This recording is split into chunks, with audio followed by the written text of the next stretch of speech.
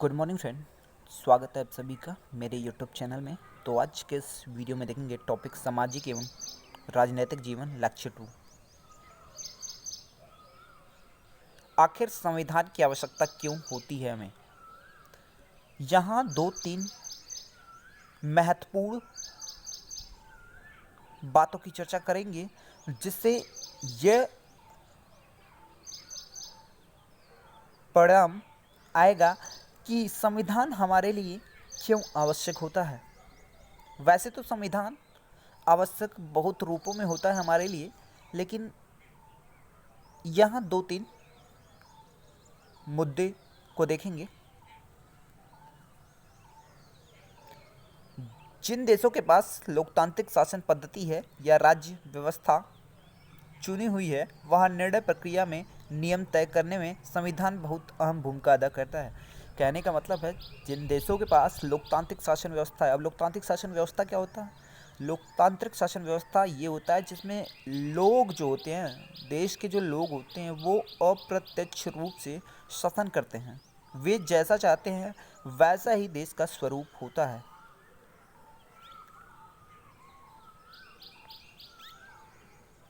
लोकतंत्र में हम अपना नेता खुद चुनते हैं ताकि हमारी ओर से वे सत्ता की जिम्मेदारी के साथ इस्तेमाल कर सकें।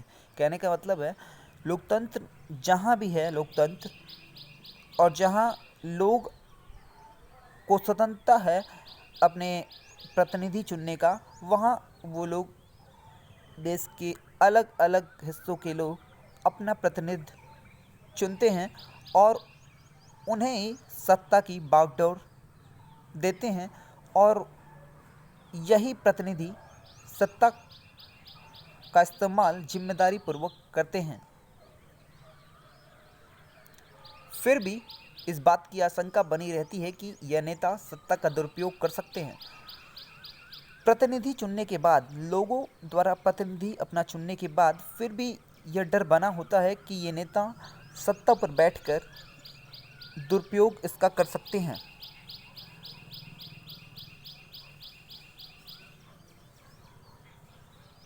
इस तरह की विकृतियों का उपाय संविधान में मिलता है। इस तरह के समस्याओं का समाधान संविधान में अंकित है जिससे कि वह सत्ता का दुरुपयोग ना कर सकें। राजनेताओं द्वारा सत्ता के दुरुपयोग से लोगों के साथ भारी अन्याय हो सकता है और ये जो प्रतिनिधि या राजनेता जो चुने हुए जनता द्वारा गए होते हैं, अगर वो सत्ता का दुरुपयोग करते हैं तो लोगों को भारी अन्याय का सामना करना पड़ सकता है। लोकतांत्रिक समाजों में संविधान ही ऐसा नियम तय करता है जिसके द्वारा राजनेताओं के हाथों से सत्ता का दुरुपयोग रोका जा सकता है। लोकतांत्रिक समाज या लोकतांत्रिक देश में संविधान ही एक ऐसा दस्तावेज है जिसमें सभी मूलभूत नियम लिखे हुए हैं जिससे ये राजनेताओं के द्वारा सत्ता का दुरुपयोग रोका जा सकता है। भारतीय संविधान में बहुत सारे कानून मौलिक अधिकारों वाले खंड में दिए गए हैं। भारतीय संविधान में प्रत्येक व्यक्ति के पास कुछ मौलिक अधिकार और मौलिक कर्तव्य दिए गए हैं जिसका उसको निर्वहन करना चाहिए। मौलिक अधिकार वे अधिकार होते हैं जिनका मिलना निश्चित होता है, वो आपका हक है। और मौलिक कर्तव्य वो कार्य होते हैं जिसे आपको करना ही चाहिए। इनमें से एक समानता का अधिकार। समानता का अधिकार मौलिक अधिकार के अंतर्गत आता है। हमारा संविधान कहता है कि धर्म, नस्ल, जाति, लिंग और जन्म स्थान के आधार पर देश के किसी भी नागरिक के साथ भेदभाव नहीं किया जा सकता। संविधान में ये बातें कही गई हैं कि किसी भी व्यक्ति विशेष के धर्म, जाति, लिंग, जन्म स्थान के आधार पर उसके साथ कोई प्रकार के भेदभाव नहीं किया जा सकता और उसे भी उतने ही व्यवस्था एवं सेवा मिलनी चाहिए जितना प्रत्येक नागरिक को, चाहे वह किसी भी पद पे क्यों ना हो। समानता का अधिकार एक मौलिक अधिकार है। समानता का अधिकार मौलिक अधिकार के अंतर्गत आता है। लोकतंत्र में संविधान का एक महत्वपूर्ण कार्य होता है कि कोई भी ताकतवर समूह किसी दूसरे या कम ताकतवर समूह या लोगों के खिलाफ अपनी ताकत का इस्तेमाल न कर सके। लोकतंत्र में ये भी नियम है कि कोई भी ताकतवर समूह जो ज़्यादा मजबूत है वो किसी अन्य कमज़ोर समूह को अपने बंदिशों में न दबाए और उन पर अपने ताकत का इस्तेमाल न करे। इस तरह के अस्वस्थ हालात लोकतांत्रिक समाजों में भी पैदा हो सकते हैं, जहां बहुमत वाला गुट ऐसे फैसले लागू करता है जिनमें अल्पसंख्यक की सहमति नहीं होती है, उनका नुकसान होता है।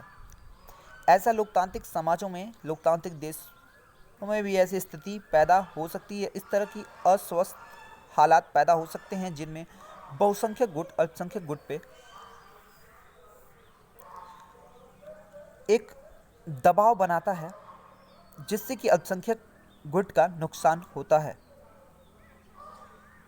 बहुमत की निरंकुशता का खतरा हर समय समाज में बना रहता है।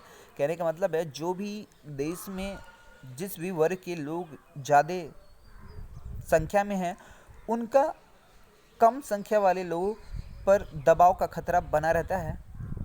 संविधान में दिए गए नियमों से इस बात का ख्याल रखा जाता है कि अल्पसंख्यक को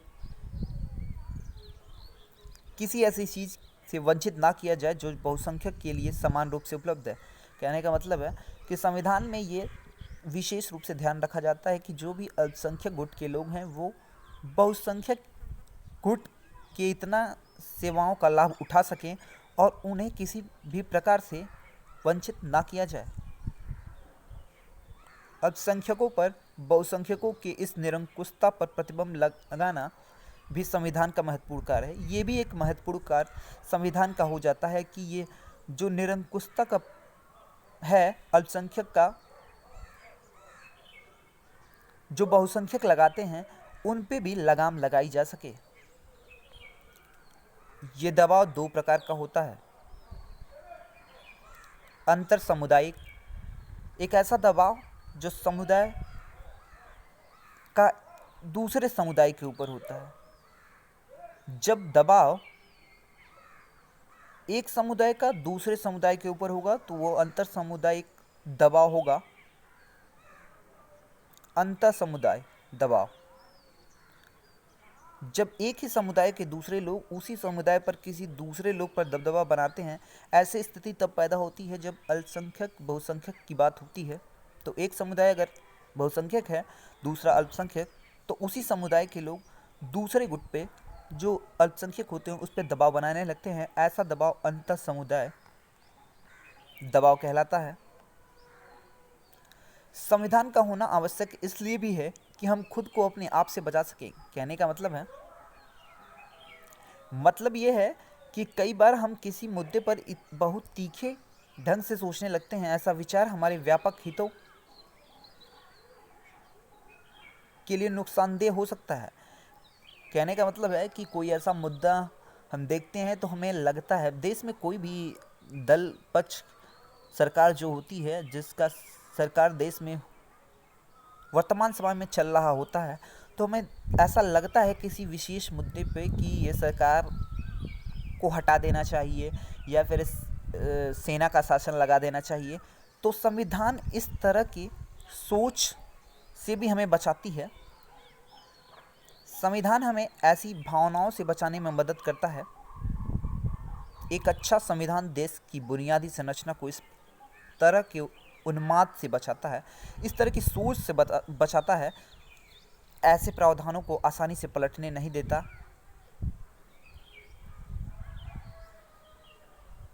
जिनके जरिए नागरिकों को अधिकारों को आश्वासन मिलता है और उनकी स्वतंत्रता की रक्षा होती है। तो इस प्रकार की सोच जो होती है व्यक्ति विशेष की, जो मतलब देश की जनता होती है, इस प्रकार की सोच से अलग सोचने के लिए संविधान हमें बचाता है। इसी के साथ इस वीडियो का समापन होता है। आपका दिन शुभ।